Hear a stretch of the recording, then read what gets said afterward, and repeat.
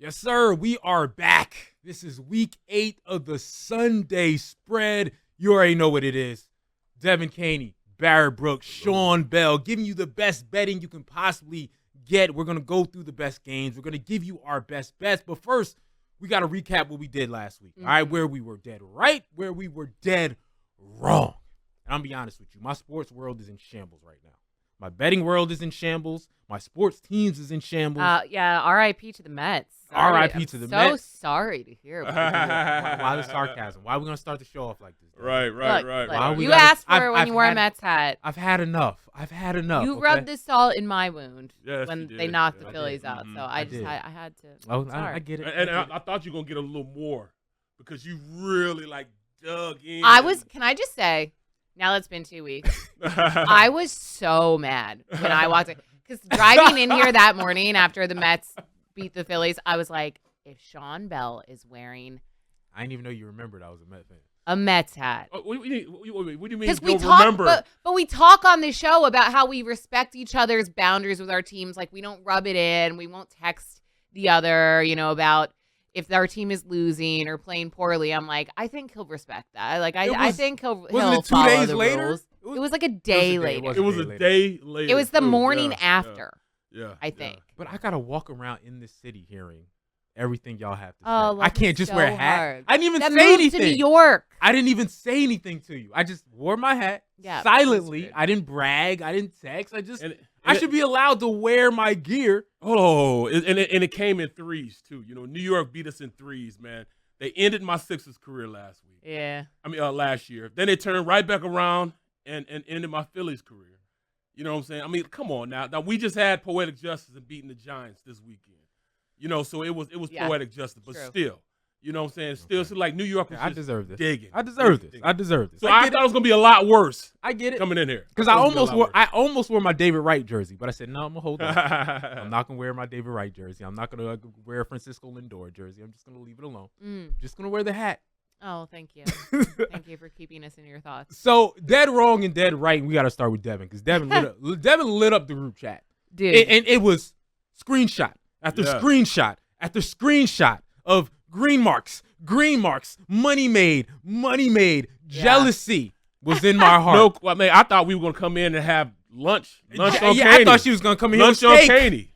Jealousy was in my heart. So, Devin, you take the floor because you were the person. I don't think you were wrong at anything. You were dead right about almost everything. So, Sean, you said you had one of your best weeks. What is it now? Week 6. I had maybe my best week betting, especially when it comes to anytime touchdowns in week 7. Like, I also think it goes to show that it feels like the NFL season is kind of getting back on track after a completely wacky and drunk first 4 or 5 weeks of the season. Now it's not so many upsets. Things are kind of playing out as we're predicting them. So that could be a reason why I had so many bets hit. But all right, let's go through some of these. Oof.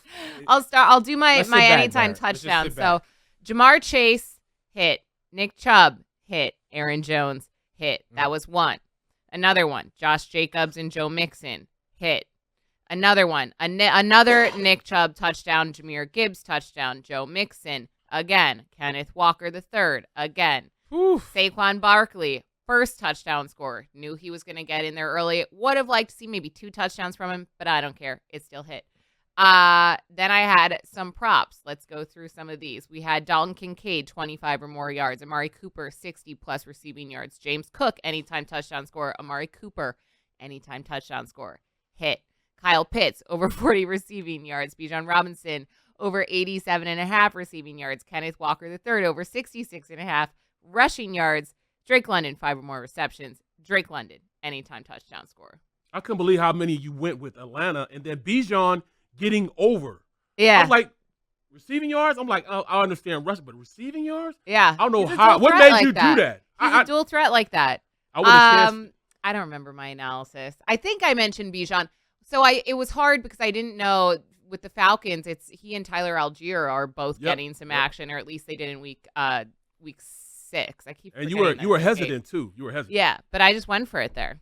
So it was a good week. We'll see if we can do it again.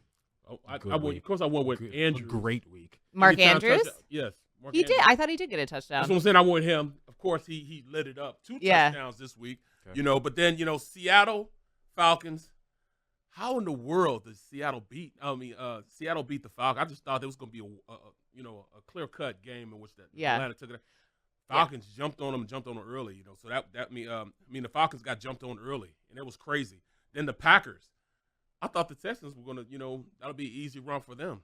Man. No, that's a good game. It was a great game, so, you know, and then turn around with, you know, my Eagles, you know, of course they were going to be all right. Mm-hmm. But the Commanders, even with the rookie out that scored 40-7, I mean, that great, easy bet. But then I got spanked in the face with the Rams. You know, I thought the Raiders would beat the Rams. They ain't been playing so well, you know. But then I was back on top with Chiefs over 49ers. Oh, I didn't say that loud enough. Chiefs over 49ers. There we go. Oh, I thought my mic was broke. I picked the Chiefs to win. I know. This ain't no shot at me. I picked the Chiefs. And we'll talk about the 49ers, what they are right now. As much as I was right, I was wrong about something. So I was on the 49ers. Remember? I can't believe I'm reminding you guys of that because it was so embarrassing for me. And then, I was wrong about that one. How about the Vikings? I was right about that one. I was right about that I was one. wrong I had about a feeling the Lions were going to roll. I was wrong about it. I was wrong. Here's the problem I have. I sometimes you got to listen to yourself. Right? Because every week I say, leave the Lions alone. Mm-hmm. So you're supposed to leave the Lions alone. I don't. I go, I'm going to put David Montgomery in my touchdown parlay. I'm gonna do it again. All right? I should leave the Lions alone because I don't know who's going to get the rock when it comes to Detroit Lions.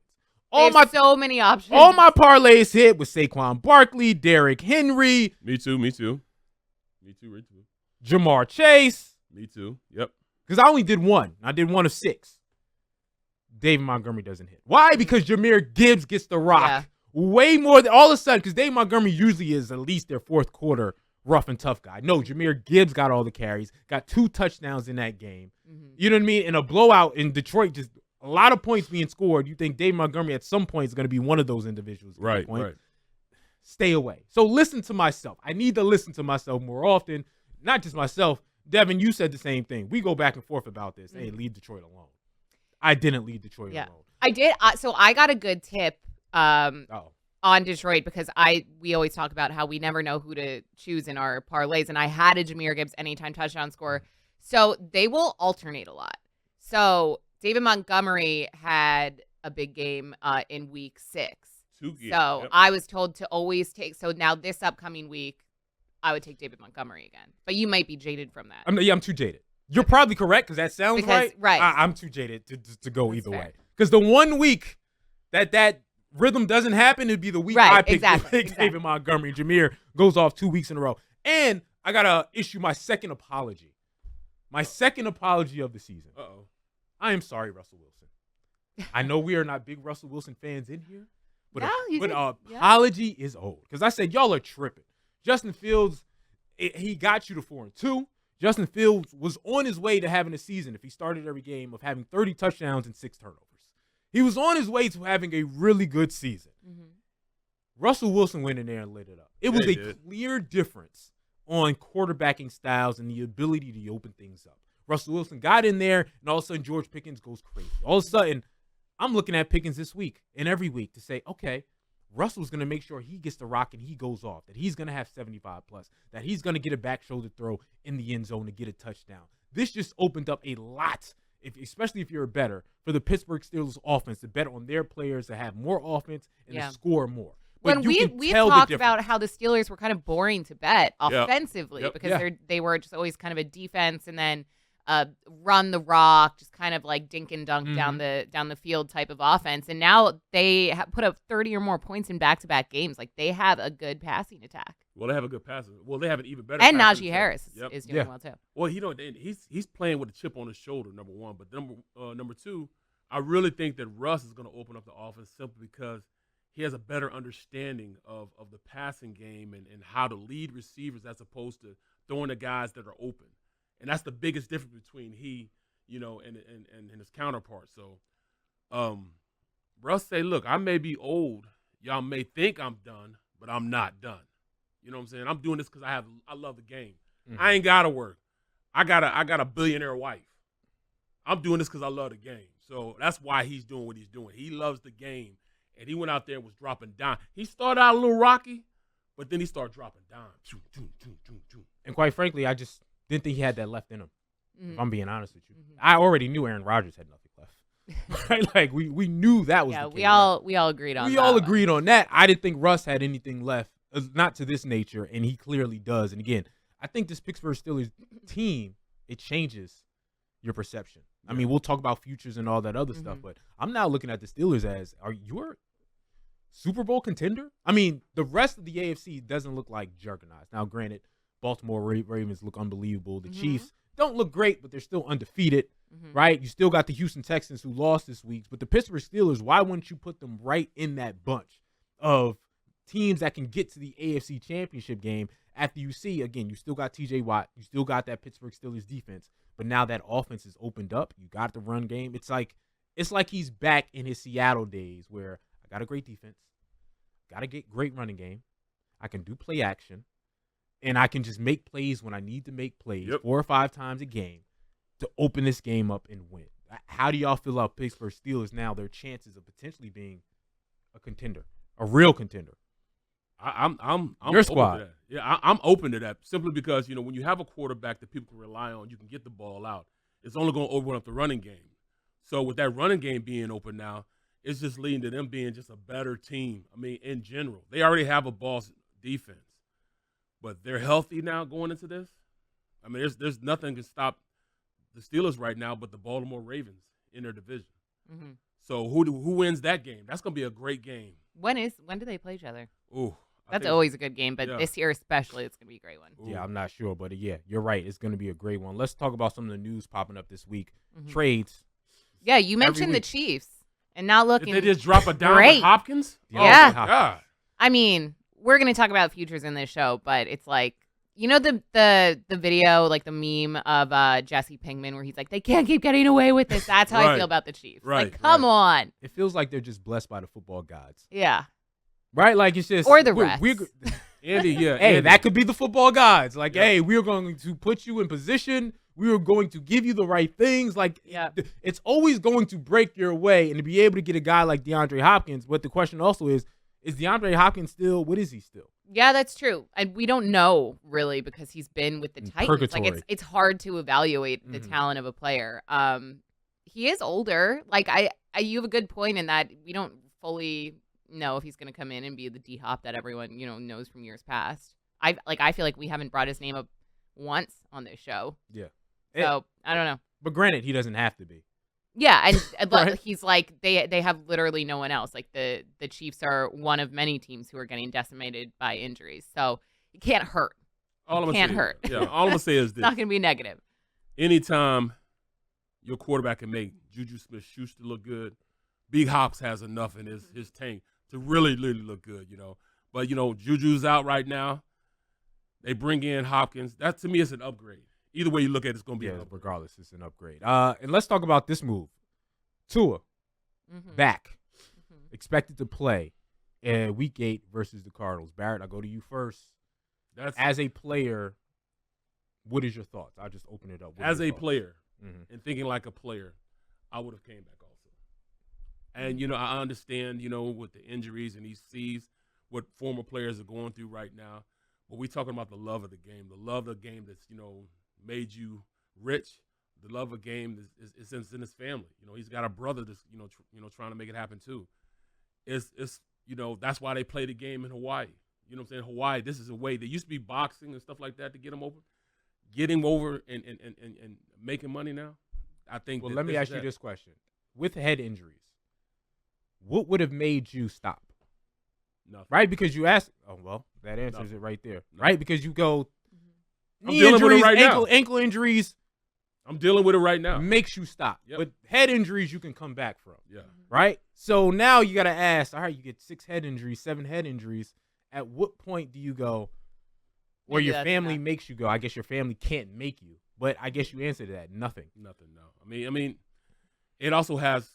Even to do knowing with your- what you know now, because since you've been in the league, I feel like science on this and safety precautions have changed a bit. So Right. even knowing what you know now, like if you were in Tua's position, that wouldn't affect you? Being from the economical situation that I came from growing up, you know, the the whole rags to riches thing, I would still do it. You Yeah. know? I mean, it's Even just, if you had I 100 mean, M's? it's your livelihood. It's Right, his. right, It's right. I understand. Like I do. I love talking into a microphone, and if somehow it was, a risk to my safety, and I knew that, I probably still would continue doing it if it like this is radiation. right. You would Well, still do it. I'm out. I I don't know what y'all talking I don't know about. about that. I'm out. I'm out. But I would take steps to try to prevent it. Right, right, right. But right. And I that's would- exactly what he's got to play with that halo. Yeah. Period. Even though he said he doesn't want to. He'd have to I play with the guess halo. each yeah, their he's own. not. He's not going to play with the. The mushroom. The He's gonna Guardian- have to Guardian play. cap. They better give him the Guardian. He better wear it. He's not. He better wear it. It'd be well. I can't say that. It'd be foolish for him to play, but I'm going through it right now. I'm in the process of going through tests and everything else, CTE, Parkinson's, all that stuff, man. I really have to focus in. I mean, it's a lot harder now. I'm like I thought of myself as being a pretty intelligent guy. I mean, I got an MBA in healthcare administration and finance. I run two companies two healthcare companies, and it takes a lot more focus, a lot more studying, a lot more going over the information for me to retain it. So, would I do it again? I say that I would. Yeah. Listen, I ain't mad at it, but at the same time, I know his family members are going through it. Yeah, they are. Yeah, It's they like are. watching a boxer getting beat up. Yep. And having to keep watching. Yep. Say, please throw in the towel, but there ain't no throwing in the towel. Right, All right. When we come back, underdogs. There hasn't been that many underdogs. Well, Yeah. real underdogs winning over the last couple Parity, of weeks. man. Like Devin said, things are starting to normal out a little bit. But still, every week there are some underdogs that are able to step up and bite somebody. So we're going to talk about the underdogs as far as much more and what's going on in NFL this week. A lot going on. All right, this is the Sunday Spread. Devin Caney, Barry Brooks, Sean Bell. Welcome back to the Sunday Spread presented by BetMGM on the BetQL network. Sean Bell, Devin Caney, Barrett Brooks here with you. Now it's the underdogs. Again, we had 6, 7, 8 underdog games in the first few weeks of the season. Now there's only been 2 or 3 over the last couple of weeks, but there's always going to be some underdogs to step up and get some W. So with that said, Barrett, I'll start with you. Underdogs. When you look at this list, who do you think is going to get a dub? I really think Cardinals will step up this game. Cardinals, been playing some pretty good teams. I think they go out because I just don't think this Dolphins team, especially if they bring out Tua and he starts this game, that's a long time being out of the game. But I think that Cardinals defense is good enough to step up to the challenge and stop that Dolphins. We talked about that earlier. Like, the problem with the Dolphins and betting the Dolphins, like, I don't know when Tua's going to be out. Right. At this point, like, all right, you want to bet, again, forget betting, it's about life. But at the same time, as bettors in a betting show, you want to bet Miami, you want to bet the Dolphins can win a game. Yeah. That, at any point, and I know at any point in time, a lot of players can go out. But him specifically. Especially when he's not going to wear the halo. I don't know, right? Like, so it's just like, I don't know. Because it's one of those things where fantasy owners, Dev, you go Tyreek Hill. Like, all of a sudden, it opened up. Tyreek Hill. I have Tyreek Hill in my fantasy team, too. And it's rough for you, hasn't it? Yeah.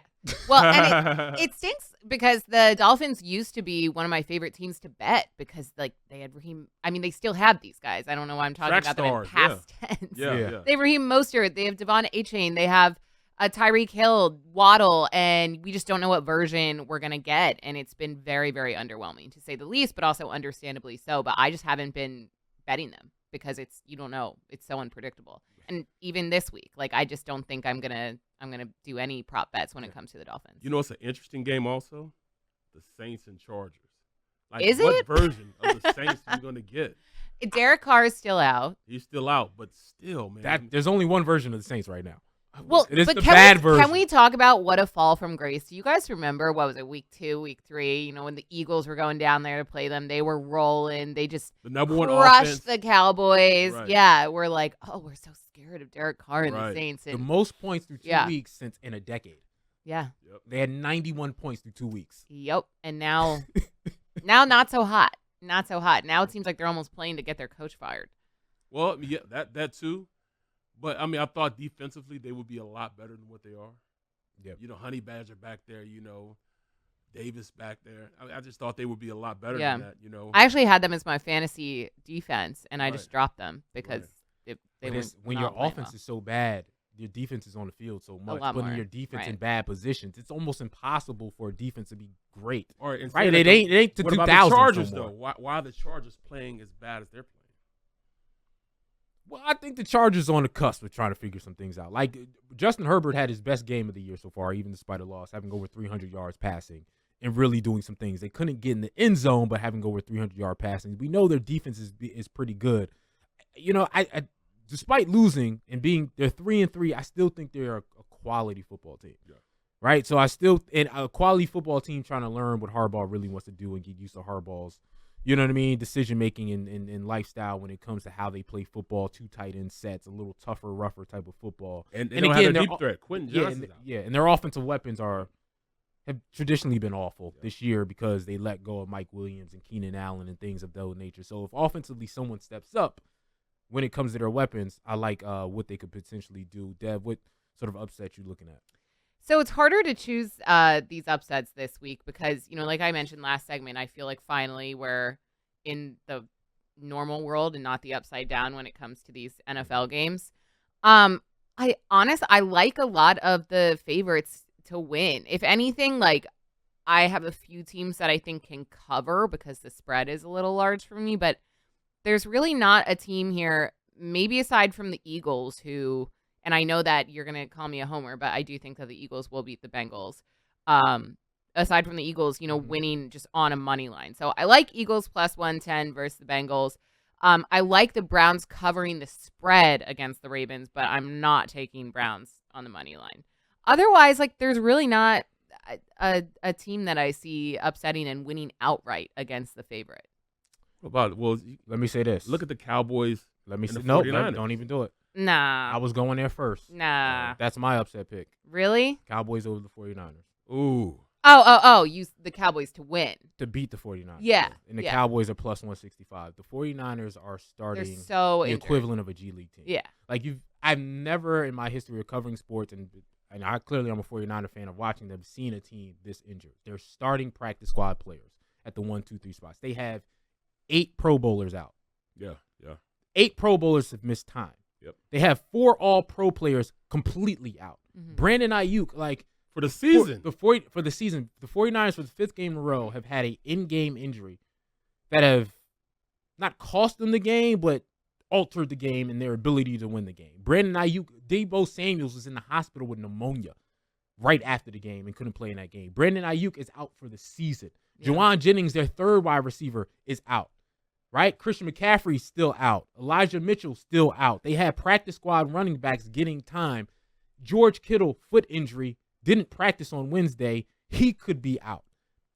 I saw this on Twitter, and I don't mean this to be funny, but I laughed a little bit because it was factual. Their healthiest weapon, who was going to be on the 53-man roster at the beginning of the season, got shot before the season started. Yeah. That's their healthiest Wow. weapon. Ricky Yeah. Parcells is their healthiest weapon, and he got shot right before the season started. Got robbed. We talked about the Kansas City Chiefs being blessed by the football gods. The 49ers are cursed this year by the football gods, and that doesn't even count. That's not even a Super Bowl hangover, though. That's can't just even say that. Yeah. You can't. It's Javarius Ward missing time. Nick Bosa is on an injury report. Javon Hargraves from the old Eagle out for the season. If this is a must win for the Cowboys. I know we're talking about big games next week. This is a must win. Yeah. Because the 49ers are in survival mode. The 49ers just saying, if we can stay close in the division by the time some of our guys get back, then we can make a push. Mhm. If the Cowboys lose this game against guys who literally would play in the 4th quarter of preseason games, you are going to head to a 6-11 season. You are going to suck. Mhm. If the Cowboys lose this game, they will suck the rest of the season. You sell all their stock. So that's why I say the 49ers, because they're on their 3rd kicker. Yeah. They're on their 3rd kicker. It is kind of crazy. Jake Moody is in red right now for Their backup kicker got hurt. His shoulder's going. They're on their 3rd kicker. I know injuries happen, and football is a physical sport, but at that point, when you're losing kickers Do you have to kind of question, and I know Javon Hargrave and here in Philadelphia, we kind of harped on this because Nick Sirianni gets criticism for too easy practices. Mm-hmm. Do you think there's something to be said for something the 49ers are doing in practice or training camp where they're maybe pushing the guys too hard or they're not looking out for their preservation? You know, load management is a term we use in NBA talk, but like it just makes you think like to lose 2 kickers? Like that's crazy. To be on your practice team running backs? That's crazy. You're practicing wide receiver starting. That's crazy. Chris Conley, who they probably signed on a whim. That would make if the Starting. 49 like I would question that at that point. Yeah, I Like think you're half of your team is gone. you have to question the practice, but it's also just I'm shocked Brock Purdy's still healthy, honestly. again, and he was questionable at one point. I would question the practice, but at the same time, you go, how do you predict Deebo Samuel's getting pneumonia before a game? Jake Moody, Bad luck. kick return, goes to try to tackle a guy. You know, kickers aren't athletic. Right. Yeah. Twists his ankle trying to tackle a guy. Like, Yeah. you twist your ankle even before you lunge to hit him. Like, what are you doing right now? Like, it's just, they've had a lot of injuries. You go, what? You know what I mean? Where did that come from? And that doesn't mention in the Super Bowl losing Drake Greenlaw. He Mm-hmm. won't be back. That's another Pro Bowl level player that won't be back until November, I think. Mm-hmm. So, again, they are, keep it close, maybe. And if you get Christian back, if you get Debo back, and if they win this game, they're going to go, okay, trade deadline. Now I got to go get somebody. You Look, talk Kyle- about Max Crosby. You talk about any of these people. They're Cooper Kupp, which I doubt they'll trade in division. The 49ers, if they win this game, will be heavily in just to fill the roster and compete, will be on that trade before November, I think, 5th, to go get a player. So that could be it too. My guy, I lost another bet. Mike Evans. Mm-hmm. Oh, I that's- thought of you. I was like, I bet Sean is not doing well with this. He's the only thing I lost in that bet. 50-plus yards and a tutty I had Mhm. for him. He had one catch for 25 yards and a touchdown, injured in the first quarter. Yeah. Out. Out until week 11, I believe they said. Yeah. They put him on Yeah. the list. So what do y'all think about that Bucks game? Because, again, I thought the Bucks were a very good team. Again, I know they got scored on a lot, but now they're underdogs against the Falcons, Yeah. who are obviously the healthy team. I think Evans and Godwin are out. Both Yeah. of them are out. Godwin Yeah. also. And then, I mean, right now, Todd Bolt, he's getting slack. Why do you have your start? Why is your starting receiver in a game like they're only down by 10 points? You know what I'm saying? I understand it's 4 minutes left, but they're only down by 10 points. Yeah, if it's 2 scores. Right. So why wouldn't you And- keep him in? Or even 3 scores, but you got the ball. Right. Yeah, the injuries are just decimating Yeah. teams right now. So I guess the Falcons, you would go with the favorite on that, huh? Yeah, I still like the Falcons here. I don't think it's necessarily going to be a blowout because Tampa Bay still has options, right? They still have Kate Otten had 100 receiving yards. Rashad White had how many receiving yards? 71 receiving yards as running back. So they do have like other versatile guys that they can get the ball to. But their defense also still got lit up by the Ravens. And I just think losing a guy like Mike Evans and then Godwin on top of that, when you lead the league in passing, like they do rely on the pass a lot more than the run in terms of scoring, especially the Bucks do. I just think the Falcons are going to win. I don't think that the Bucks are going to be able to put up enough points to beat the Falcons. Even though Kirk Cousins hasn't looked like as amazing as people Right. played him out to be at the start of the season. But it's the Falcons. They're not used to. I know that's true. They We don't can have a let them long be excited. history It's of fine. great quarterback play and greatness. Do you Commanders Bears? You got to unflex this game, right? Unflex it? Yeah, it got Why? flexed into prime time. There's no Jane Daniels. Yep. Yeah. Why do I want to flex? Why do I want to Marcus see this as my Mariota. 425 game? I know Marcus Mariota played great last year. I mean, not last year, last week. But you got to unflex this game, in my opinion. Flex somebody else. What was I don't know who. What was I know we were flexed. Eagles. We were- Bengals were taken out Yeah. of the We're prime 1 time o'clock spot. game now. we Yeah. weren't primetime, we were 4 for Bengals.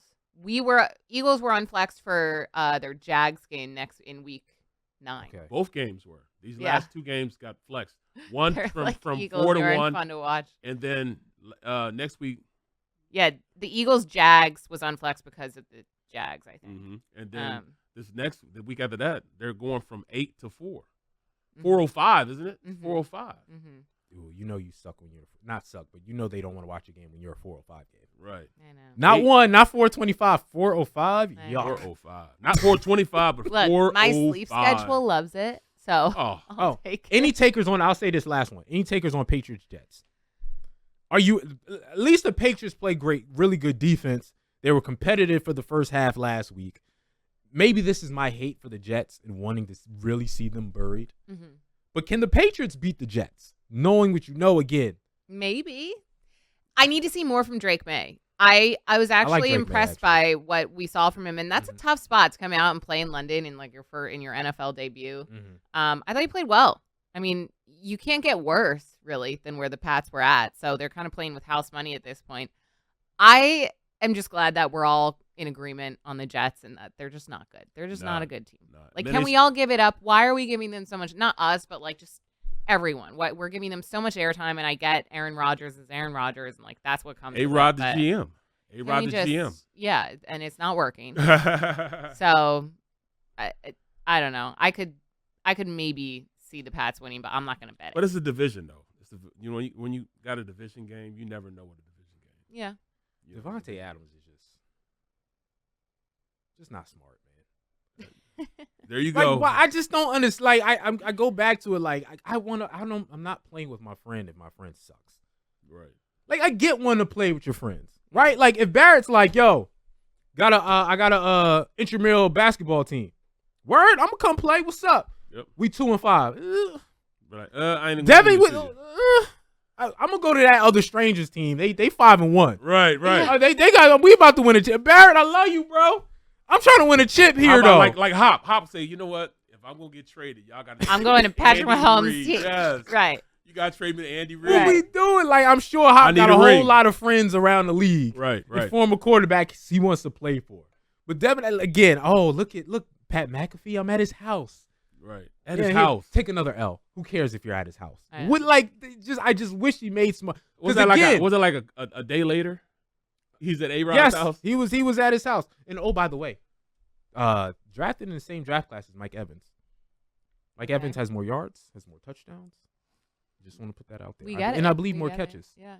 Just Mike Evans. You Yeah. thought because How are you taking that Mike Evans You news? thought because he was injured, I was gonna get a little Mike Evans love in here. I'm saying, better than Devontae Adams' career. All right. One that note out on Mike there. All right. Evans, though, because I know Okay. you love him. I know we have to go to break. Before he got injured, even Mike Evans is kind of having an underrated or an underwhelming season. I'm just saying. I like Mike Evans, but I just know that you do your weekly spiel on Mike Evans and how great he is, and he is great. But this season, he hadn't been putting up the numbers that he usually does. Somehow he would have got to 1,000 yards and 7 touchdowns. Somehow. Well, he's probably not going to get that this season. Nah, not if he's Safe to say. Look, throwing salt. Like, I'm sorry. she started off the show throwing salt against the Mets, throwing salt on my Mike Evans love. I actually like Mike Evans. I don't know why I'm doing that. Just because you want to throw salt on my Mets loving self. Like getting you Okay. riled up. All right. Anyway, we'll come back with touchdown scores. And Dev, you after what you did last week, you better. All right, I'm taking everything you put down, and if we lose those bets, I'm personally calling you. I'm personally breaking your washing machine so you get flooded again. No, but I'm gonna be upset. Stressful. I know. I mean, the heavy is the head. All right, we'll be back with that. All right, Sunday spread. Once again, welcome back to the Sunday spread. It's big money time. Devin talked all that trash at the beginning of the show. Oh, look at all my touchdown scores getting in the end zone, B. Brooks. Look at all the money I made. Didn't even bring us donuts or nothing. And I crispy, knew we had lunch. Krispy Kreme, nothing. But still, she'll keep all that money to herself. But at least you can share the knowledge. Yeah. So we can get some money for ourselves. Dev, TD scores, your parlays. What are you looking at this week? All right. So I like Rashad Bateman getting in the end zone for the Ravens because the Browns defense is good, but they're still giving up a pretty high rate to wide receivers. And we saw what he did last week against the Bucks. I just think that he and Lamar are really connecting and playing well. Saquon Barkley. I mean, it's almost automatic at this point. I think he's going to get back in there against that Bengals offense. Joe Mixon, I like getting back in the end zone for the Texans against that Colts defense that's not very good against really anything, but especially the run. And Breece Hall for the Jets. I know we were just dragging the Jets last segment. Just killed the Jets. Breece Hall is a reliable option. I think that he is going to score. Okay. That you don't seem you. No, I liked all of them except Breece Hall. Why? Just He had a big game last week. continue Jets hate. He's like the only Jets player who actually like put up big numbers last week. You're right. I just gotta be consistent with my Jets hate. He actually had a bunch of receiving yards, but he got his one rushing touchdown on the ground. Yeah. So I think he does it again All right. because Aaron Rodgers clearly like can't throw the ball. So Breece Hall. Barrett, what you got? Of course, I'm gonna go with Barkley, and that's almost like taking candy from a baby. Then I'm gonna go AJ, of course. The chemistry that he has, regardless of everybody talking about, oh, now they're a running team. I just don't understand that. Why are we talking about what type of team this Eagles team is as far as running the ball when you have right now the best offensive weapon right now playing the game at the running back position at Saquon Barkley? So anytime touchdown for him. Mark Andrews, anytime touchdown, had 2 dimes last week. Why wouldn't you go with him? Being that guy. Then what's the name? St. Brown.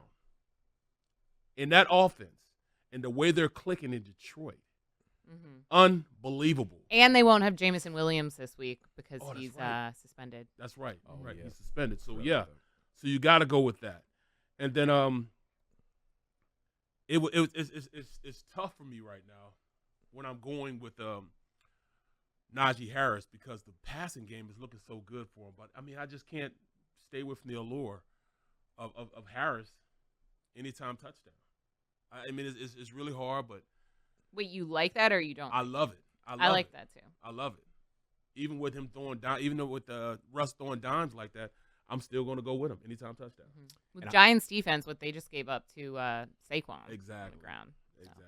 With that said, I'm going with Pickens for the Okay. Steelers. It's just think now that the passing game is open, you can see Russ is force feeds. It's like I don't care how tight coverage it is, and that's the difference. Justin Fields, you got to be open, then he'll throw it to you. Yeah. Russ is just going to give you a chance to go up and get it. And Pickens, you seeing, could be a top 10 wide receiver at doing that. I can go up and get it. I'm top 5 at just going to a spot and getting a rock. So I think he's going to be the beneficiary of Russ being in the game. And so I think George Pickens is going to be a guy that now gets 12, 13, 14 targets a game. And anytime they've gotten into the red zone in this last game, it was fade route, go get it. Fade route, go get it. Fade route, go get it. That's what they continued to do with Pickens until he was able to go get one. And especially with that deep and high thrown passes that Russ throws. It's easier for a receiver to get it because he's looking straight at the ball than a DB turn and trying to run with it. So the chances of Pickens and size and going to get it, man, it's pretty good. Yeah, I like that. I'm gonna go J.K. Dobbins again. Again, Saints. He's been pretty reliable, and again, the Saints have been giving up a lot. Their defense has been exhausted. The Chargers lean on the running game. He didn't have a great game last week, but again, I think he's going to be what Jim Harbaugh likes to do. And so I think J.K. Dobbins can break one out. I'm with y'all on Saquon Can I Barkley. give you one more, though? Yeah, go ahead. I got to go Stephon Diggs. Okay. Stephon Diggs, anytime touchdown. I like that. When is Nico Collins back? Is he out for like a very long time? I feel like these players go out and then I kind of push them aside. And Right. I'm like, Mentally, same you're with like, so with the Rams, Puka Nacua I know is expected to start coming back like maybe in the next few weeks. Yeah. We'll see, but that could be a game changer for the Rams just in later need it, games too. in the season. They need it. J.K. Dobbins is also someone who November 10th. well, November 10th. That's the expectation. Okay. On Nico Collins. That's the track that they have on him, November 10th to come back. All right. So not this week. Keep it in mind. I feel like the Chargers we talk about vibeless teams. Like, I just don't really think about them that often. I also just feel like we don't discuss them that often. But J.K. Dobbins is quietly like really good for the Chargers. Mhm. I think he has not the top 3, but he is in conversations, and we're going to talk about NFL futures for. I don't think he should win and will win, but offensive player of the year because he is doing well and contributing a lot to that Chargers offense. They put it on him. He's They someone put it I on know his back. I at least just forget about him. No, I just never take him in props, and maybe I'll have to add him in. I've taken him in about 5 weeks this year, Mm. whether it's been yards or touchdown, and he's cashed in every time but once. Wow. Right, so he's been really a reliable source. I'm with y'all on Saquon again, getting the rock and doing what he has to do. And if you're gonna make a parlay, just throw Derrick Henry in there. I mean, what are we doing? I don't care if it's minus 300. Just throw him in there. It's gonna add some extra dollars for you. You're gonna win it because Derrick Henry. Now I would ask y'all 2 touchdown scores. Oh, and by the way, I'm gonna throw David Montgomery. Forget it. David Montgomery? I don't know how to just. You know what? So after I gave mine, I was like, I think I should say David Montgomery for Sean. Yeah. I just don't learn from my lessons, so I'm gonna go with David Montgomery. But 2 touchdown scores. Well, hold on before we get to that. Would you guys go with Malik Neighbors? No. You guys wouldn't? No. I'm not betting anything on that Giants offense. To face that Steelers defense. Yeah. Like if they were playing an average, I'm like the Giants can get in once, and if they get in once, it's gonna be Malik Neighbors. And that's against your Steelers defense, though. No.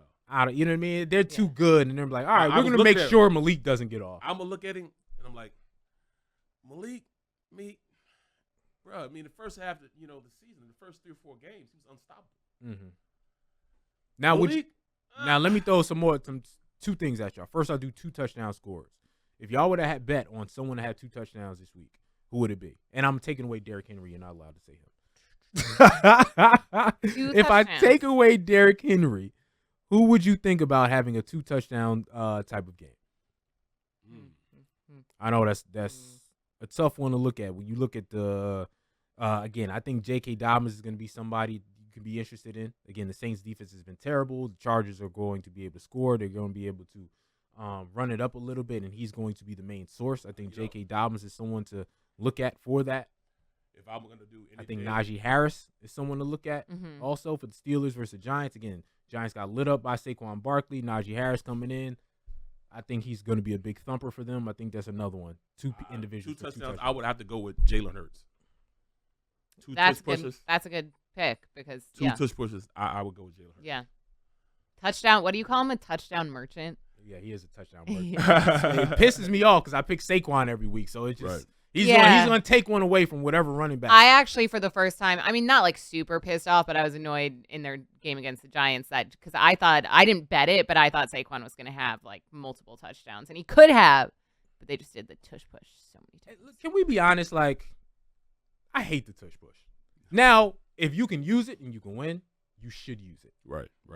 But just as a football fan in a play, it's not fun to watch. It sucks to watch, right? Like, give it to a running back. I'm an offensive lineman. I love that. See, I hate watching it as a fan because I feel like someone is going to get hurt every single time. I'm like, it's just disgusting to watch. Yeah. It just takes out the drama of what they do. I didn't give my 2 touchdowns. Oh, sorry. Thank you. You're not going to like this because you didn't like him for just a regular anytime touchdown, but Breece Hall. I like Breece Hall because I think that they're going to be up on the Patriots, and they're going to just run the ball. And he's also, a reliable option. He scored a touchdown on the ground last week. I think he can get in there twice. Our producer and the Patriots run defense is not good. Our producer Kenny says CeeDee Lamb 2. Oh. Against the San Francisco 49ers. Okay. I don't like that because I do think the Cowboys should win the game. They still suck against the 49ers for some reason. They still have a history of sucking against the 49ers. And I think they've been sucking against everyone. Yeah, CeeDee, and he's the only weapon, so it'd be okay. Travaris Ward, their best cornerback, is back, Pro Bowler. I think he was all pro last year. It's going to be on you, and you're going to have help over the top. That's going to be tough for CeeDee Lamb to get over. To have 2. 1 maybe, but 2, I think that's going to be tough for CeeDee Lamb to get done. You're right. Right, because again, like we know you're going to get the rock. Yeah. And the 49ers, most of their injuries are on the offensive side of the ball. The defense will be solid. You got 1 weapon. It's going to be hard for CeeDee Lamb to have 2 touchdowns in a game where they're going to be like, we're just going to double you every time. Yeah. And y'all going to have to figure it out. Y'all going to have to figure out a way out to run the ball. I'm going to tell you. Even though y'all can't run the ball. There's 3 guys right now that I say on one team that could go 2 touchdowns. And that's Buffalo. It'll be James Cook, Josh Allen, and Amari Cooper. All 3 of those guys potential to go on. You got 6 touchdowns. Yeah, 2 touchdowns. I'm saying it's picking one of them. It's tough because, again, that's why I'm like Jalen Hurts. When you got Jalen and Saquon, when you got Josh Allen and Cook, it's like, I don't know. Right. You see what I'm saying? Like, one of those guys are going to get one. So you saying multiple, it's going to be tough for them to have multiple. because they're going to want to spread the ball around. That's what I'm saying. If you get on the 1 yard line, then you're going to go. You can't go either Cook or Allen. Then you're going to go tush push or sneak with those two individuals. Kyler Murray is also a sneaky one to go for a touchdown. Right. People, I always laugh because the comment is always, he looks like a badass toddler.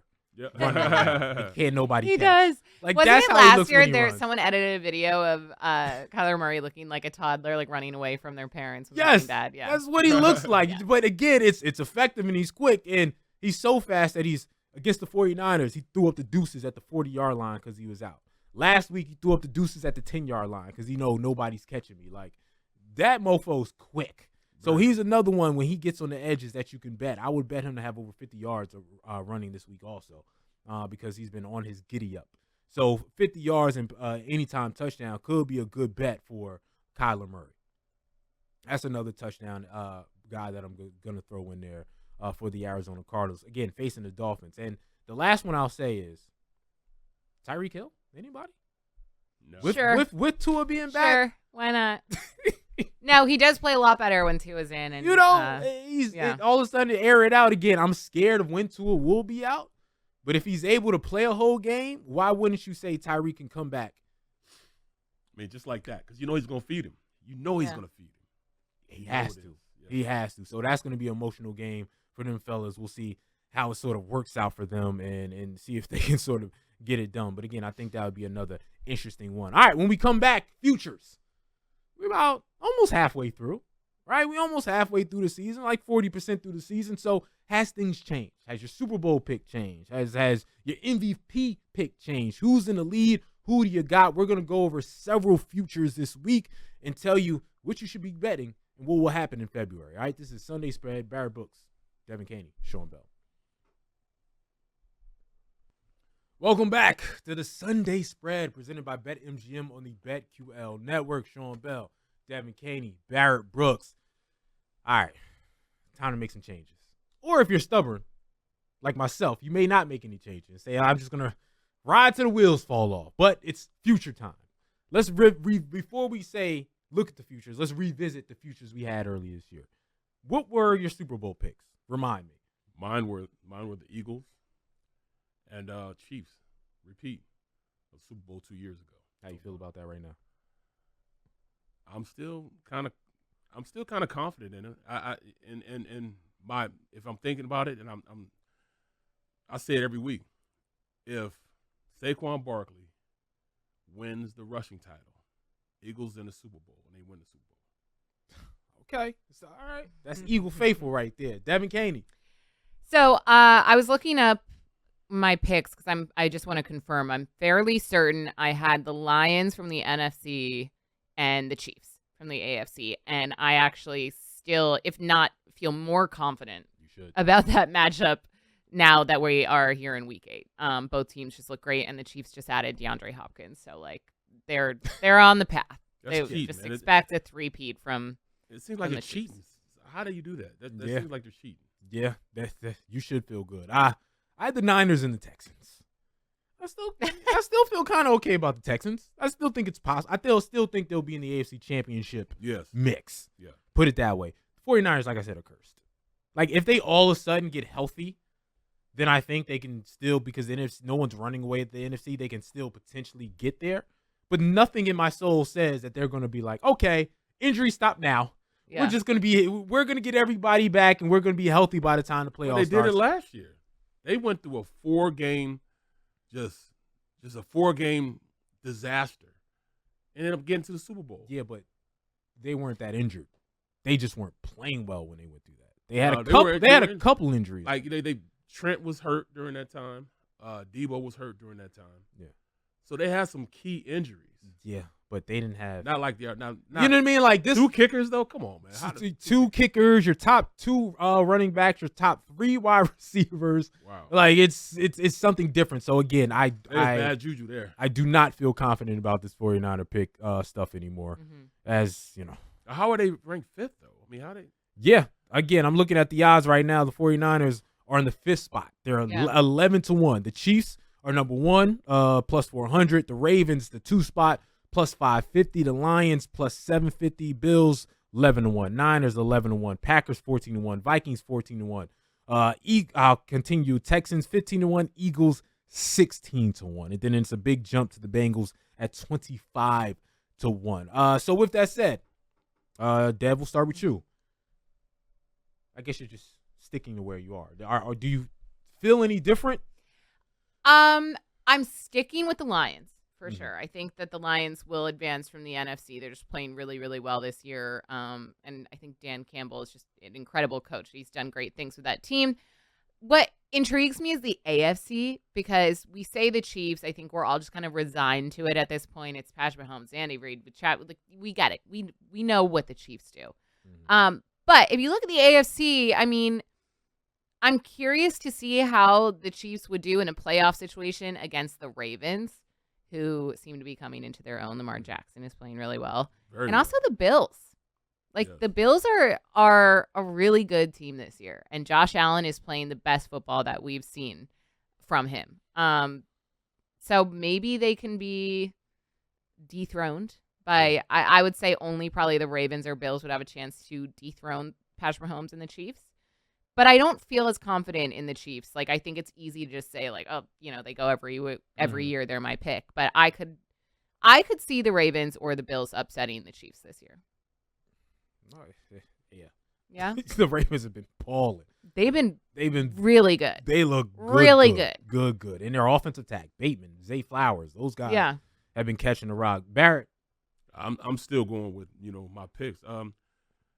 Especially after this last game, the way they ran the ball consistently. Everybody's saying, "Oh, you can't win a Super Bowl running the ball." That's a damn lie. They can win a Super Bowl. I won a Super Bowl from running the rock. And I know it's yesteryear, but still, though, the way defenses are playing right now, everybody's converting to these passing, stopping defenses. Linebackers are so little, 230-pound linebackers trying to stop offensive linemen. Well, now they have to, these guys are getting up on these small linebackers. So you evolve from being a pass offense to now run deep. Now the teams that run the ball consistently are the teams that are doing and being successful right now. You can win running a rock. I told I had an argument, on my show, pre and post game show with a guy, and I said, look, we ran the ball more times than we passed the ball. No, you didn't. I said, yes, we did. We threw the ball 370 sometimes. We ran the ball 590 sometimes. We ran the rock consistently, and we passed it when we need. This is before Ben was Big Ben back then. So you can run the rock consistently. Everybody, whoa, Jalen can do it. He's done it before. We've seen him do it before. Well, he's not doing it now. Well, he doesn't have to do it now. We have a running game that'll, pick everybody apart. We don't have to. Yes, we do. We had a Jerome Bettis. We get the ball to him 3 times. We had a first down. We can give the ball to Saquon, and he would run it 3 times and have a first down. So I'm bullish right now on the Eagles still doing it. But then I'm looking at this.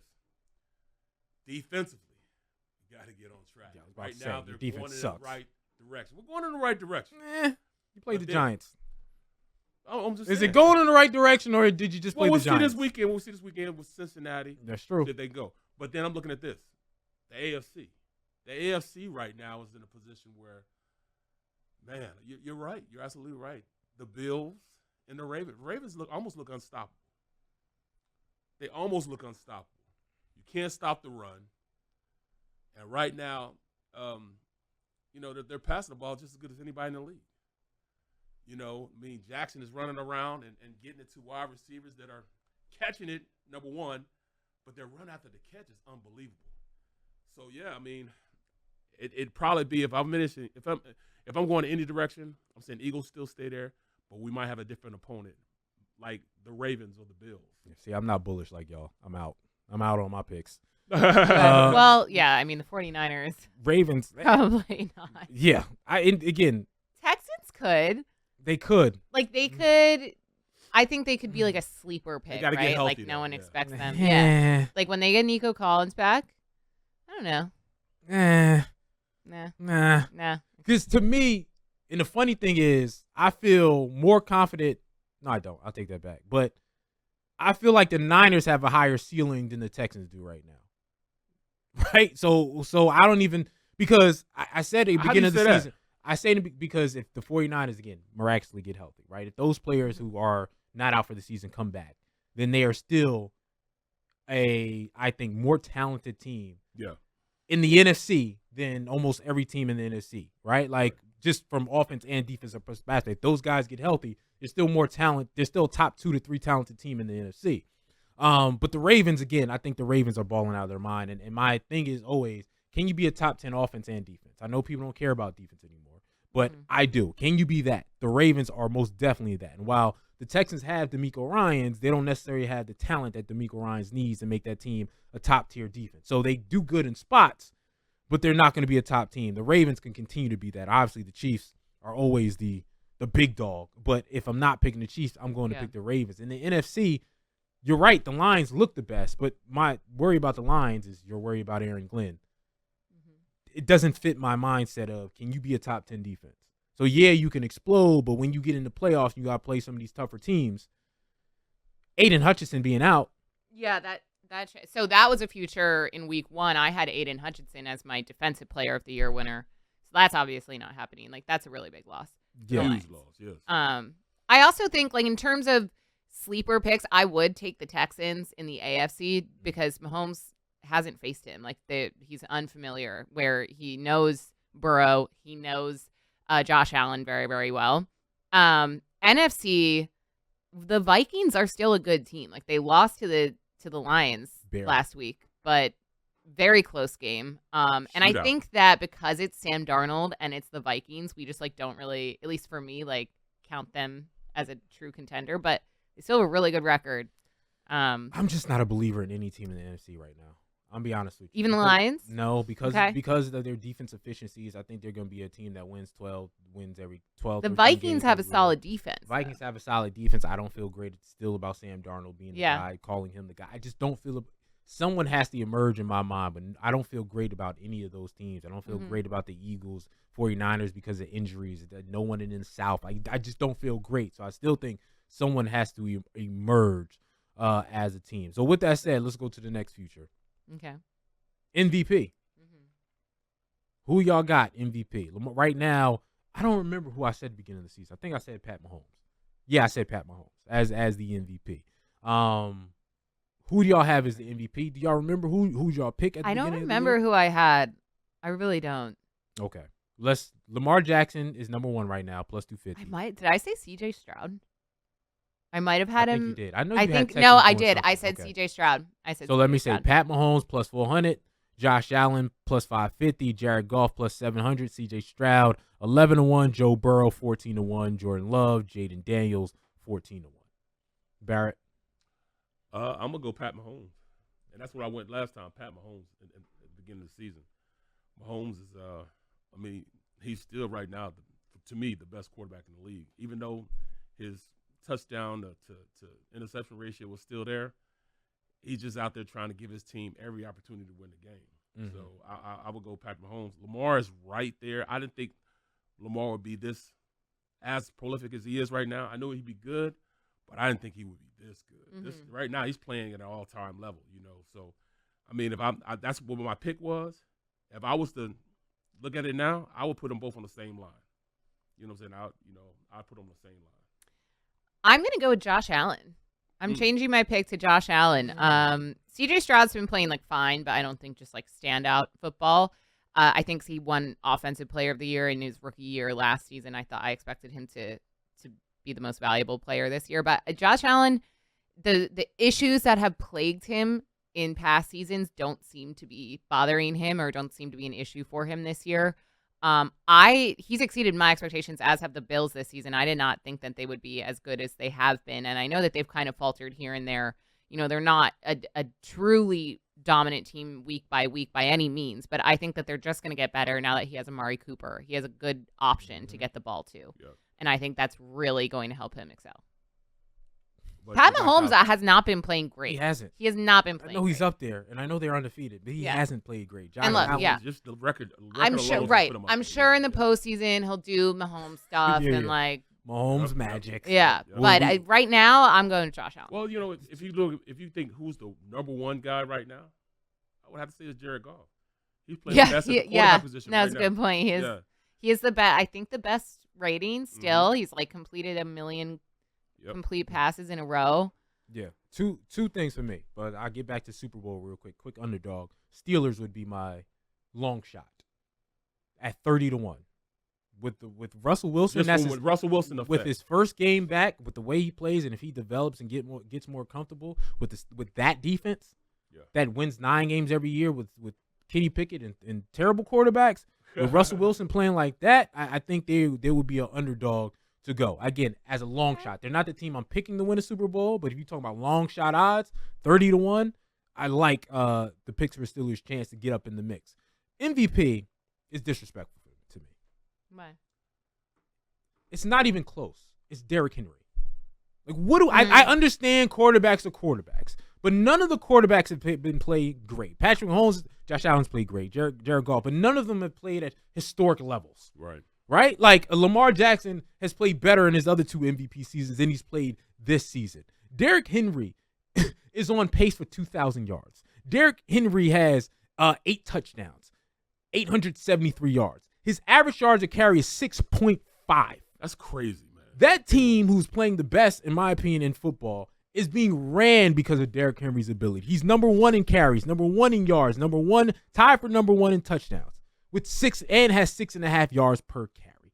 Like, Derrick Henry has been different. Again, I understand it's a quarterback award, but with no quarterback on their way to setting records, Derrick Henry's on his way to setting records. He's on his way to a 90s running back type of season. Like, I'm going to have 1,900 yards, 20 touchdowns, over 5 yards a carry. And this thing, like you talked about teams with the running backs being on, you can put it on the running back's back with Saquon Barkley. Derrick Henry's back right now. I get it's Lamar, and I guess Lamar makes spectacular plays from here and there and does all these things. Does Derrick, though. You see that long run he busted yes. the game going? But Derrick, and look, the Derrick Henry's odds are 40-1. That's good money. 40-1. Why is he behind Baker Mayfield? Why is he behind Jalen Hurts? Why is he behind Brock Purdy? Why is he behind most of these guys? Jaden Daniels, Jordan Love, who's missed games. What are we talking about here? So to me, Derrick Henry is going to be, again, I get it's a quarterback award, but if Derrick Henry continues to do that, at some point, people in the media are going to have to say this is undeniable. Mm-hmm. He has to be your MVP pick. Mm-hmm. So that's not wrong. You're not wrong. It's just, and it's crazy that like that doesn't even cross my mind, right? Because it's always a quarterback award. But I know he has been Lamar Jackson. Like right now, if this was to be awarded, I think Lamar Jackson would win. I agree with you that I think Derrick Henry should win because he has been the true difference maker. And I'm not trying to give Lamar Jackson success and credit Derrick Henry with it, but he's just helped that Ravens team. He's helped push them, to that elite level. Yeah, again, incredible. He's been their number one option. Yeah. So how can I give it to Lamar Jackson? Yeah. It's like I don't want to compare because I was going to say Brock Purdy, but Lamar Jackson, you can't even do that. But I'm saying if your number one option is the running back, the MVP can't go to the quarterback. Yeah. And your number one option right now to me is Derrick Henry. All right, we'll take a break. Again, we'll talk about more futures and all that, but we got to also talk about the big games coming up this week. Eagles, Bengals, big game. Cowboys, Niners, Cowboys got to win that game. Bears, Commanders, not that big to me anymore, if we're being honest. Falcons, Bucks, Colts, Texans. We'll get into all the big games this week coming up next on the Sunday Spread. Welcome back to the Sunday Spread. Devin Caney, Barrett Brooks, Sean Bell giving you the best bets and giving you the hottest things popping this week. Now let's go to the best games of the week. Let's review some of these games that mean a whole lot. And we're going to start. We're in Philadelphia. We're going to start with the Eagles taking on the Cincinnati Bengals.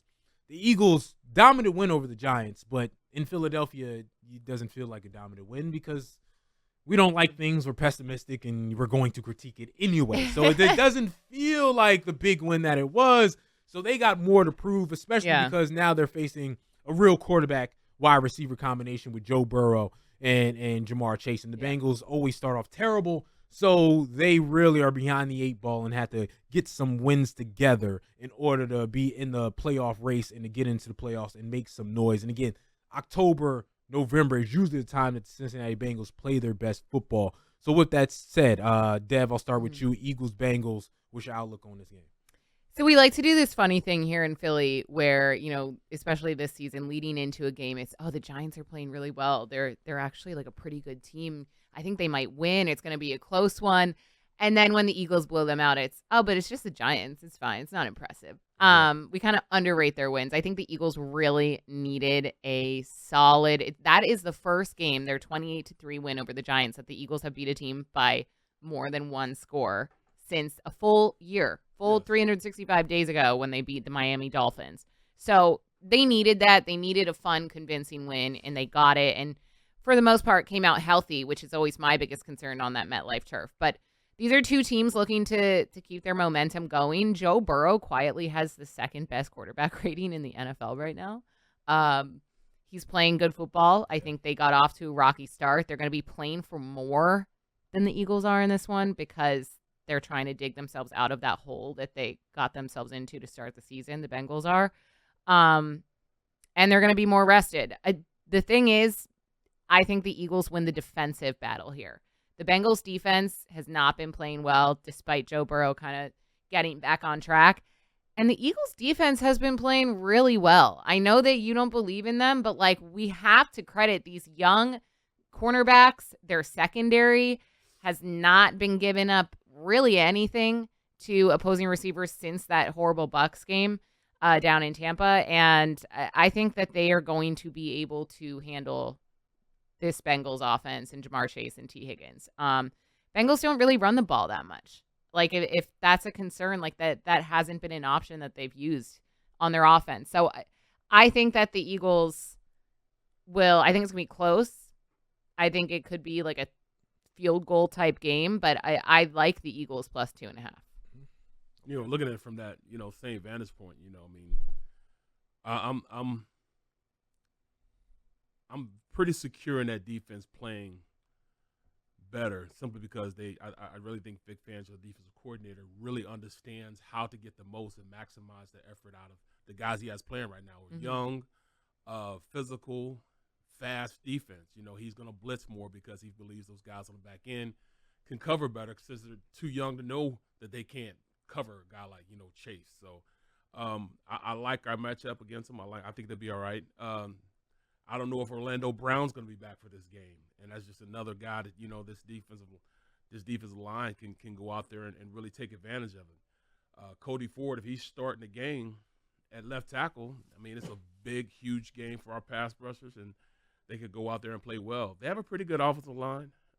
They got a rookie started at right tackle, Marius Mims.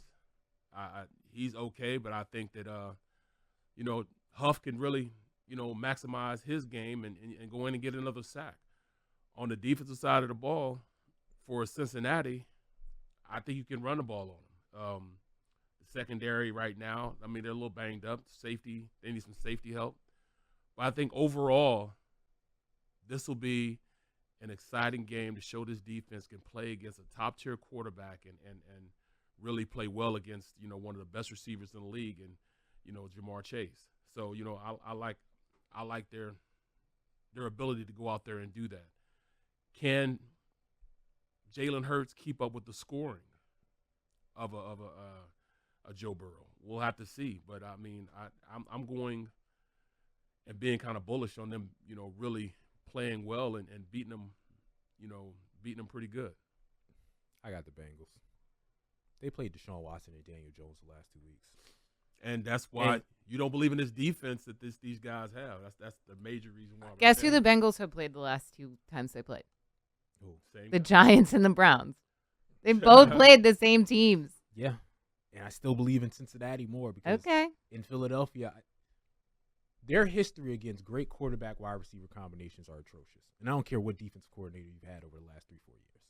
Anytime a wide receiver quarterback combination came in this joint, they lit it up. Whether they won the game or lost the game, they ate. So I think Joe Burrow and Jamar Chase are going to eat. I think, Kenyon Mitchell, you look great. It's a different level right now. And you are going to be a fabulous cornerback. Cooper DeJean, I love even more because I love what he brings in a return game. It's like the Eagles for the first time have a really good, solid return guy. Yeah. Right? Like every return he gets, I'm going to get you an extra 6-7 yards.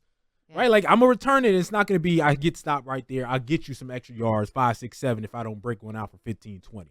So I really like those two cornerbacks. But, again, the Cincinnati Bengals, who are playing much better football over the last 4 weeks, they've won 3 out of the last 4. Anytime the Eagles have played a offense that could really rev up, I think this is going to be a high-scoring game. Well, look at this. And I think Jalen Hurts is going to struggle in a high-scoring game because I understand that Jalen, he has Saquon. He has electric players that are able, again, where's AJ? Just throw it up there. And he'll go get it. But anything in the middle where you go, you got to read and you got to anticipate in the middle, Jalen Hurts. He hasn't been very good at this season. And that's the biggest struggle I think they have when they're going to try to keep pace offensively. All right, you can't just throw it deep to AJ. It's too deep coverage. Now over the middle, you got to find some things. And Jalen has struggled to find some things. Running the rock. We just throw him out of the equation. I understand. Saquon's going to eat. He's going to eat. But Jalen's going in a high-scoring game that goes to the 30s. All right, your quarterback got to make some reads. He got to make some special plays. But that's where it is, though. When you run the ball, you control the clock. You can take some time off the clock. When you take time off the clock, you take a lot of the opposing offense's ability to go out there and score. Let me counter that. You're right about that. But that's if you can get a lead. How many points do they score in the first quarter of the Eagles? They have scored none. 0. Yeah, that is a problem. Right? So you dominate time of possession with your running, but if you are down 10-3, well, that's not big, but if you're down 10-0 in the first quarter because your offense can't get going into the second quarter, yes, you can still run the rock. I think but now this dominating time of possession stuff goes away because you're going to be down and you're going to be playing catch-up. The Eagles have to start scoring in the first quarter, and that's why I don't feel confident in this high-scoring game that they can just run the rock and dominate time of possession. See, I think they can because if you look at Cincinnati's defense, they have allowed 40 or more rushing yards to mobile quarterbacks in their last 3 games. The starting running back from their opposing team has scored in 6 of their 7 games that they've played. Well, you got to look at this. Stats right there. Teams with a true wide receiver have had success against Cincinnati. They've also allowed a lot of tight end success recently. The Eagles have all of the above. They have a mobile quarterback. They have Saquon Barkley. They don't have a tight end. Grant Calcaterra is playing pretty well. And also I think that Jalen got to get him to get the tight end rock. I think that Dallas is going to be back this game also. Even if Dallas is back, I say they don't have a good tight end because they don't get the rock to the tight end. Well, how about because they don't get the rock to the middle of the field. I'm gonna give you another matchup: Sidney Brown versus his brother Chase Brown. Key matchup. I like that. Twin brother against twin brother. Okay. Their starting running back is Chase Brown. Sidney Brown got back into the lineup playing against his brother. First time that they played against each other. Mm-hmm. So I think that's a key matchup. I don't know where that came from, but I'm just saying. Okay. I got you. Let's go to it. It has nothing to do with anything. No, it's cool. I honestly had no idea that Sidney Brown even had a brother or that he played in the NFL until I heard Nick Sirianni say it. So. All right. Let's get to the next game. Let's get to Colts-Texans. Colts keeping track. Even with their injuries, even with Anthony Richardson being out, keeping track, playing the Texans this week. I don't believe in the Colts, so I don't even know if I have much to say on this alleged big game. It's a big game because the winner will be in the lead of the division, but I think the Texans are just a far better team. They're going to win this game, and the Colts, Is Jonathan Taylor even playing this game? I think he got hurt. Yeah, he didn't play He didn't play in week 7, did he? No. Because it was kind of weird. His props were up in week 7 and then taken down like right before game time, and he didn't play. So I don't know. I don't trust that, but I don't like the Colts. I don't think they're very good. Their defense is horrible. He practiced Thursday. Okay, Jonathan that's Taylor, good. So. Yeah, I like the Texans. I like the Texans all day. I also like Joe Mixon anytime touchdown. That's all I got in this one. Yeah, that's always solid. Hey, Joe Mixon over 75 yards anytime touchdown. Again, I agree with you. He's going to have. And Diggs anytime touchdown also. And Diggs will eat because Nico Collins is there, so Diggs is going to get 10-plus targets. So that's always a good one. Falcons-Bucks. Again, Bucks. I really like the Bucks. But again, they're missing. You do. They're missing their top 2 wide receivers, while the Falcons, again, Kirk Cousins isn't blowing up the world, but he's definitely a big upgrade, and the Falcons' offense looks like a legitimate offense, a team that could make the playoffs. Falcons-Bucks, Barrett, what you think? I'm going, Falcons all the way. I mean, Bucks, the 2 main weapons out. They've been trying to run the rock with almost no success. So now they really have to lean on that running game. Mm-hmm. I just don't see it happening. They're trying to find a real starting running back. Right now, they don't have a real starting running back. So how do you expect to beat a team, that have 2 starting running backs that are pretty good? So I'm at this point, Rashad White. I don't think he can keep going the way he's been going. So it's going to be tough for them to think that they're going to go out there and beat a team like Atlanta right now. Yeah. What you got, Dad? What you think? Yeah, I like the Falcons. I mean, they beat the Tampa in overtime the last time they played earlier this season. It was a great game. I think that it's going to be more of a convincing win for the Falcons, just given, the Bucs have led the league in receiving touchdowns because that is their strength offensively. Because when you have Mike Evans and Chris Godwin, that's what you do. You throw the ball. He doesn't have Mike Evans and Chris Godwin anymore. Yep. And they still lost the last time when Baker Mayfield did have those guys. The Bucs also haven't been great against tight ends. Kyle Pitts has been playing well. The Bucs have not been good against receiving running backs. Falcons have Bijan Robinson. So I just don't think it's a good matchup for the Bucs right now, given how injured they are. I like the Falcons -2.5. Yeah, me too. -2.5 Falcons. They just have all their weapons. They're going to be able to score the rock. They're going to be able to do different things. The Bucs are going to. I said the Buggles. The Bucs are going to struggle to get offense. Let's go to the next game. I think this may be arguably the biggest game of the week. Bills Seahawks to me is a very interesting game because the Seahawks are a team that in one moment you think, oh, they could be good, and then the next moment you're like, what are they? Duds.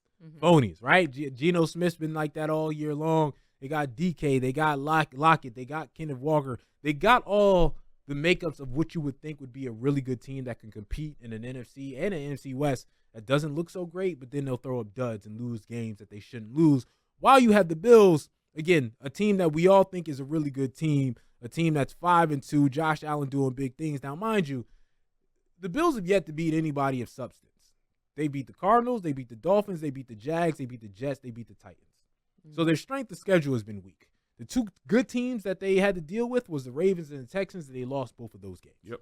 Right? So, I'm not fully sure on what the Buffalo Bills are. I know they're a good team that's going to win double-digit games, but whether or not they are a real Super Bowl contender, AFC Championship game contender, I don't know yet because they haven't squared off and beaten a good team. Well, the Seahawks are supposed to be a good team, again, even though they're kind of fraudulent. I don't know. DK may not come back. DK may not. Oh, right. Well, DK may not play this game. So, again, they haven't been a team with a winning record. This is a team with a winning record.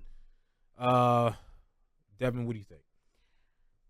It is hard because I don't know what to make of the Seahawks. And it could be just like an internal bias. Like, I don't believe in Geno Smith, even though he has had Loki like the most passing yards or top passing yards in the league as a quarterback. My gut just tells me the Bills win this game. I like the Bills, and I like them covering that 3-point spread. I just think that they have, especially now with Amari Cooper, they have the better team. Like, on paper, they're the better team, especially with DK Metcalf out.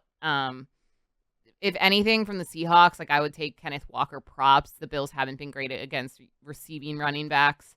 We know that Kenneth Walker can be a threat, through the air and on the ground.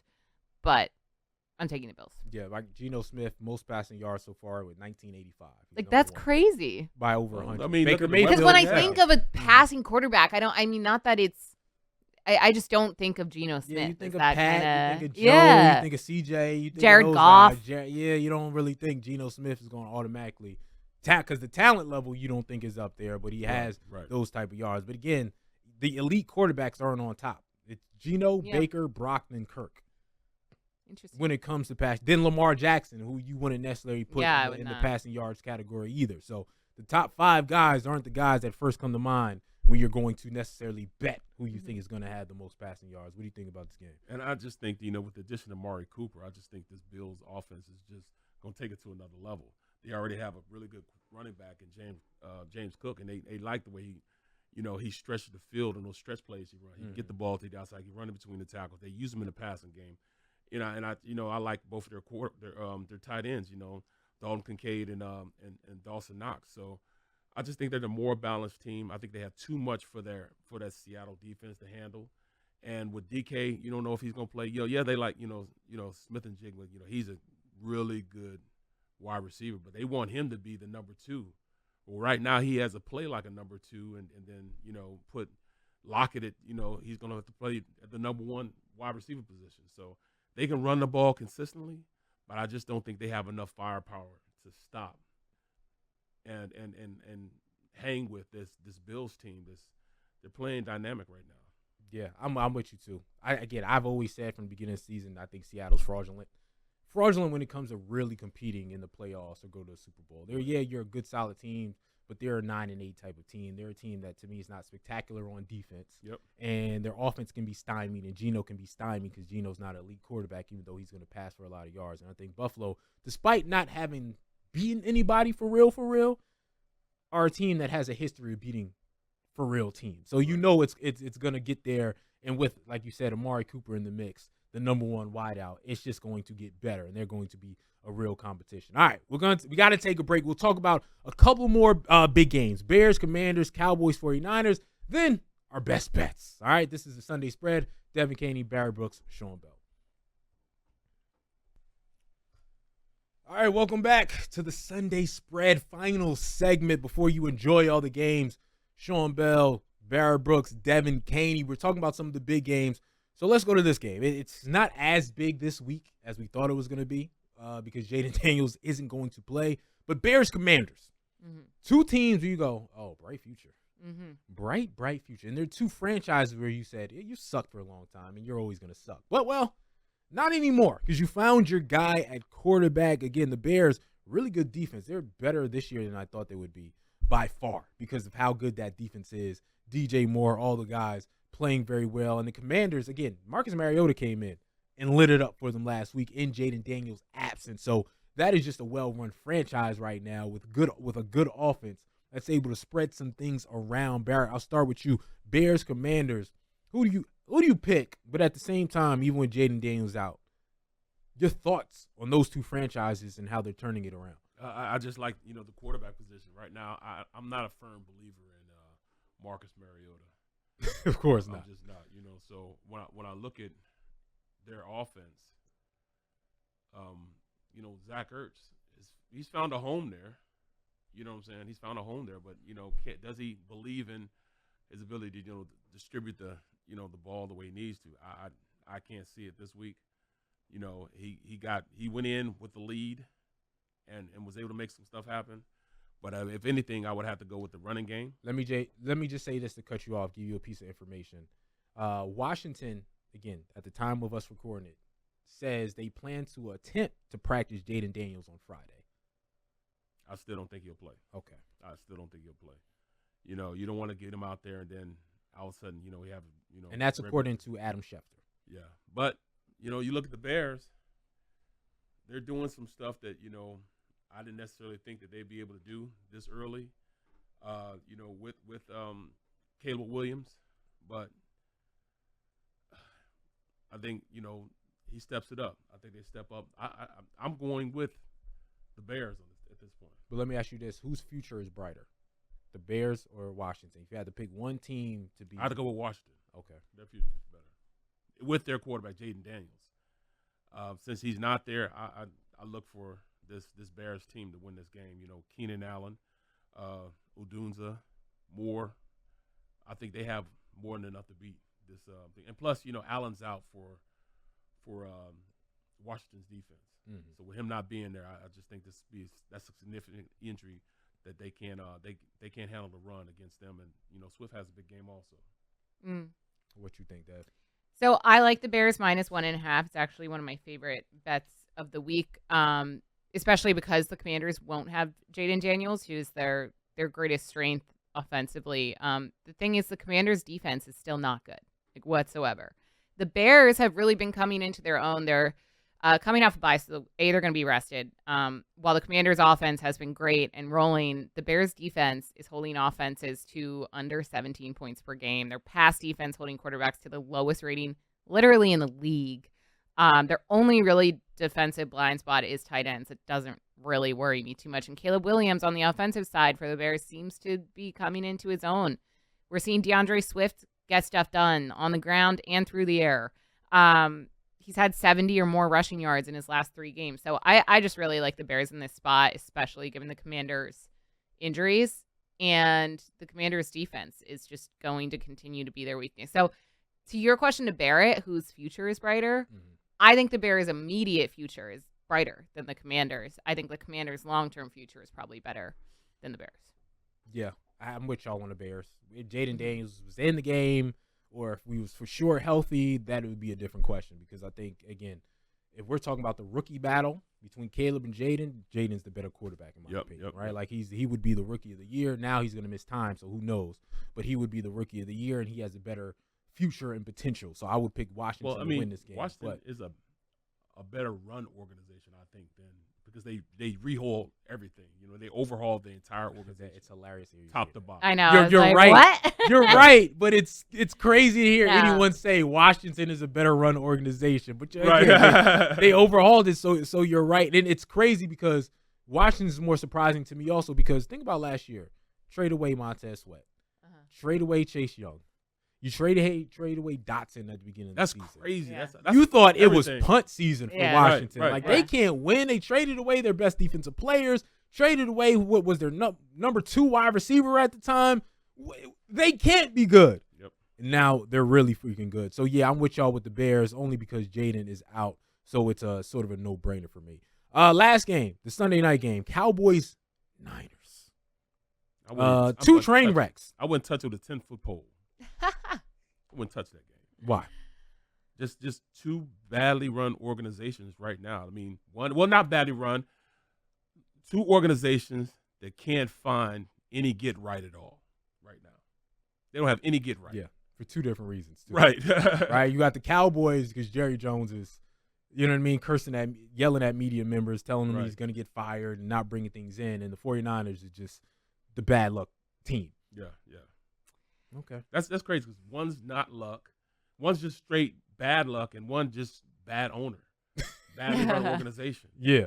Have all the talent. Like if I sit back and think about the division, and I looked at, the rosters of each organization, I'm gonna say Eagles and Cowboys have the brightest future in winning this division.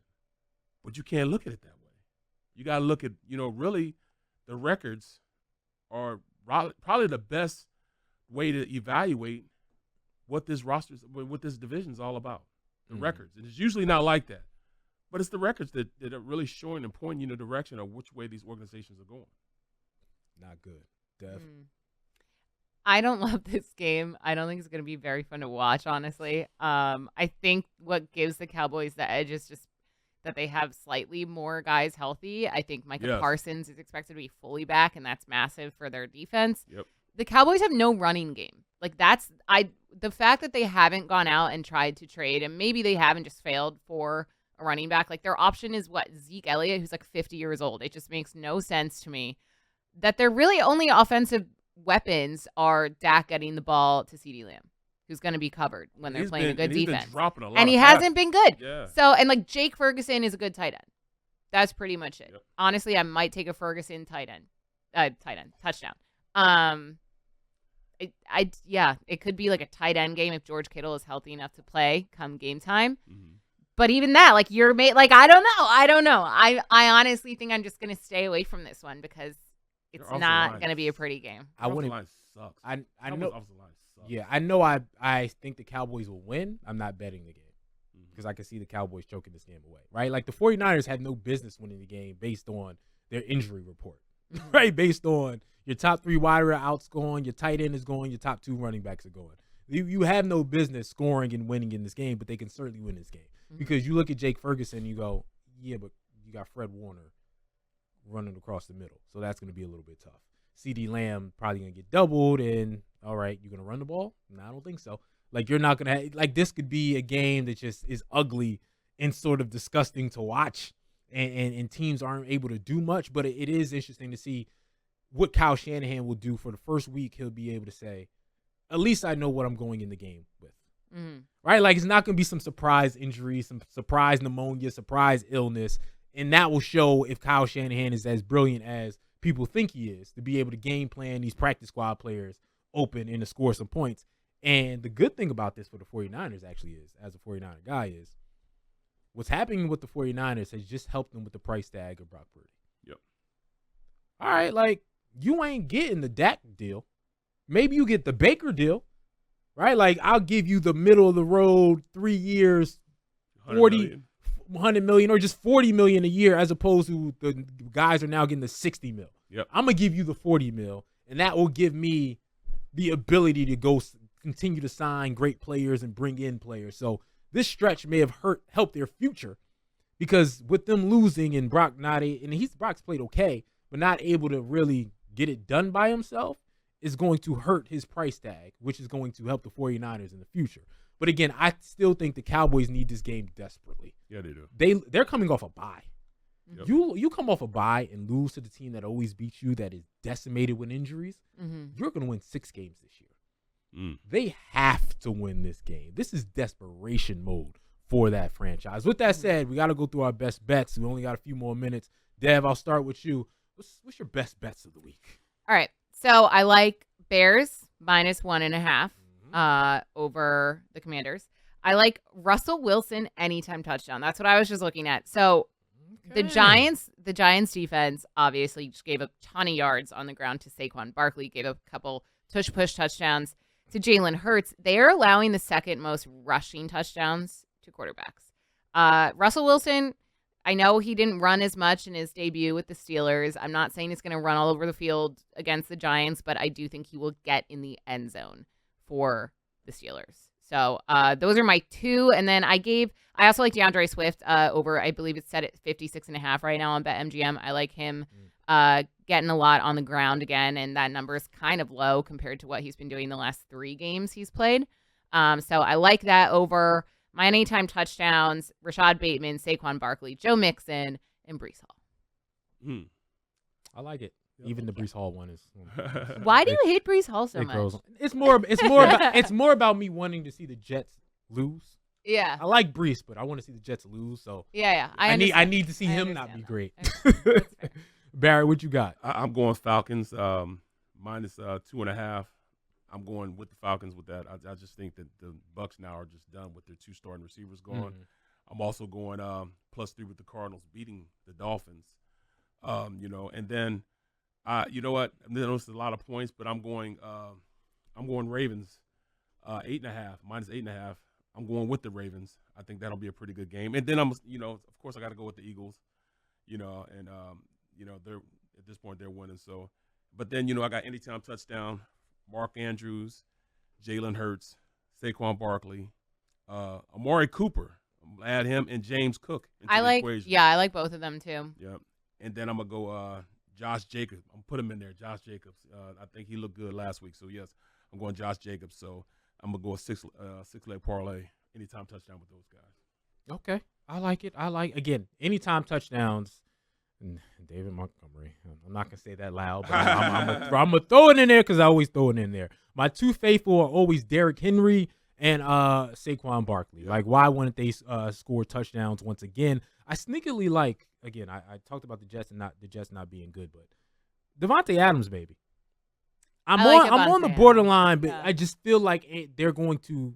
I think he's going to force feed him the rock because they have to say, "Look, this is going to work." Legitimize that. Pickens is maybe my lock of the week. Okay. I think Pickens gets over 75 yards and a touchdown because I think with Russ being there, he's the one guy that Russ kept narrowing in every single time on. I got to get Pickens the rock.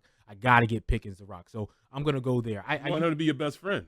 Yeah, best friend. And I like to do 75-plus yards. I like to do a little parlay with 75-plus yards. I'm going to get a sneaky one, too. I'm going to do. Wait, receiving yards for Pickens?